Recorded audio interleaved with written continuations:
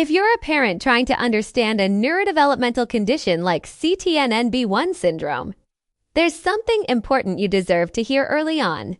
Most of what shapes your child's future is not determined by a single milestone, but by how the brain adapts over time. Neurodevelopmental conditions are not static. They don't switch on and then stay the same. The developing brain is constantly forming connections, pruning pathways, and reorganizing itself based on experience, movement, sensory input, and environment. This process is called neuroplasticity, and it continues throughout childhood. In conditions like CTNNB1 syndrome, brain development follows a different pattern, not a stopped one. Signals may travel less efficiently, coordination may take longer, and learning may need more repetition. But learning still happens. One of the biggest misunderstandings parents face is the idea that progress must look dramatic to be meaningful.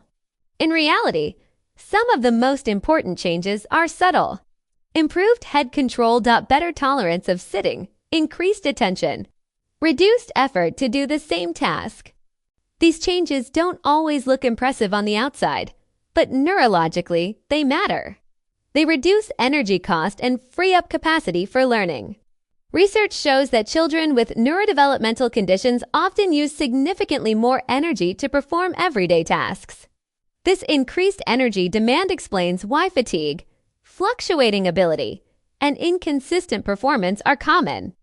A child might perform a skill one day and struggle the next, not because the skill is lost, but because the nervous system is overloaded. This is why pacing matters, why rest matters, and why progress is rarely linear.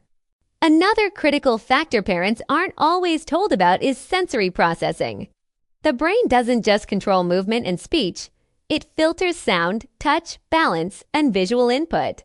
When this filtering system is less efficient, everyday environments can become exhausting. Bright lights, background noise, clothing textures, or movement can overwhelm the nervous system.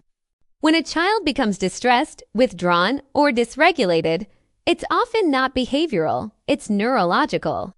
Understanding this shifts how we respond. Support becomes proactive rather than reactive. From a scientific perspective, consistency is one of the most powerful tools available. Repeated, predictable input helps the brain strengthen useful pathways. This is why routines, structured therapy, and familiar environments are protective, not restrictive. Another important point is that development does not follow a fixed order. Some children gain communication before mobility. Others gain understanding before expression. Comparing children, even those with the same diagnosis, is not scientifically meaningful. What is meaningful is tracking change over time in the same child. Long-term outcomes are influenced less by early labels and more by ongoing support, environment, and responsiveness to the child's needs. Science does not support the idea that a child's future is decided in the early years. What it supports is adaptability. The goal is not to force development to look typical.